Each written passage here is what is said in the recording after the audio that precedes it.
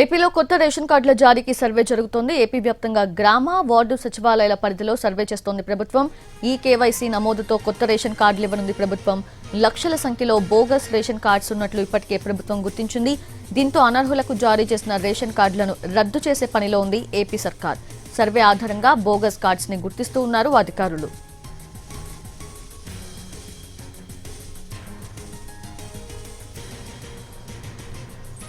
కొత్త రేషన్ కార్డుల జారీకి సంబంధించి సర్వే జరుగుతుంది. ఏపీ వ్యాప్తంగా గ్రామ, వార్డు సచివాలయాల పరిధిలో ప్రభుత్వం సర్వే చేస్తుంది. లేటెస్ట్ అప్డేట్స్ అందించేందుకు మా ప్రతినిధి ప్రసన్న లైవ్ సిద్ధంగా ఉన్నారు. Prasanna, over to you.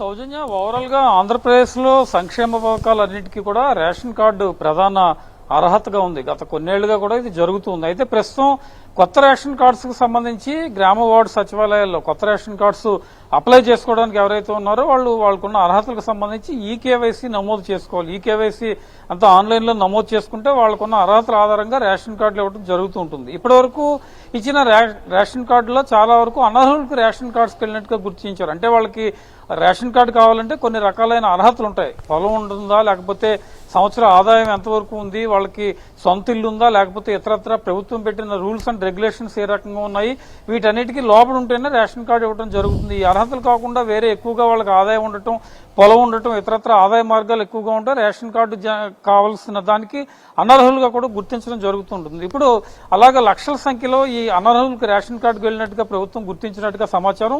వీటి విషయంలో మరి ఏం చేస్తుంది? వాళ్ళకి ఒకసారి నోటీస్ ఇస్తుందా, లేకపోతే తర్వాత ఎలాంటి చర్యలు తీసుకుంటుందా అనేది చూడాల్సింది.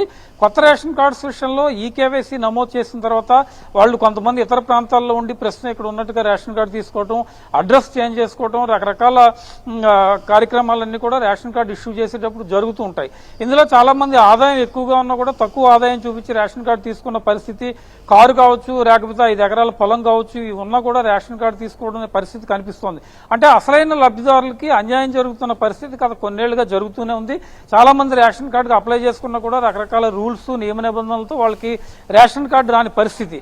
మరి ఇలాంటి అనర్హులకి కొంతమంది ప్రభుత్వ ఉద్యోగులు కూడా రేషన్ కార్డు ఉన్నట్టుగా వేలల్లో కొంతమందికి గుర్తించడం కూడా జరిగింది. అంటే ప్రభుత్వం నుంచి వచ్చే సంక్షేమ పథకాలకు సంబంధించి ప్రభుత్వ ఉద్యోగులు కూడా ఈ రేషన్ కార్డు చూపించి కొన్ని పథకాలు తీసుకున్నట్టుగా తెలుస్తోంది. మొత్తానికి వీటన్నిటి మీద కూడా ఈ గ్రామ, వార్డు సచివాలయాల్లో వచ్చిన నివేదిక ఆధారంగా ప్రభుత్వం దృష్టి పెడుతోంది. అనర్హులకు సంబంధించి రేషన్ కార్డు విషయంలో ప్రభుత్వం ఎలాంటి నిర్ణయం తీసుకుంటుంది, లబ్ధిదారులకు అసలైన న్యాయం జరిగి ప్రభుత్వం అందజేస్తున్న పథకాలన్నీ ఏ పథకమైనా కూడా పేదవారికి దగ్గరగా ఉండడం కోసమే ప్రభుత్వం కార్యక్రమాలు అమలు చేస్తుంది. అలా కాకుండా ఇవి అర్హత లేని వారికి కూడా వెళ్తే కనుక దాని ప్రయోజనం దెబ్బతింటూ ఉంటుంది. కాబట్టి దాని మీద ప్రత్యేకంగా దృష్టి పెట్టింది. మరి రేషన్ కార్డుల విషయంలో ఈ అనర్హులకి రేషన్ కార్డు విషయంలో ఏం చేస్తుంది, దానికి సంబంధించి కాంక్రీట్ గైడ్ లైన్స్ ఇచ్చి కొంతకాలం టైం ఇచ్చి వీటిని రద్దు చేస్తారా, లేకపోతే ప్రభుత్వం తీసుకునే చర్యలు ఏ రకంగా ఉంటాయనేది ఈ సర్వే పూర్తి స్థాయి కంప్లీట్ అయిన తర్వాత ఒక స్పష్టత వచ్చే అవకాశం అయితే మనకి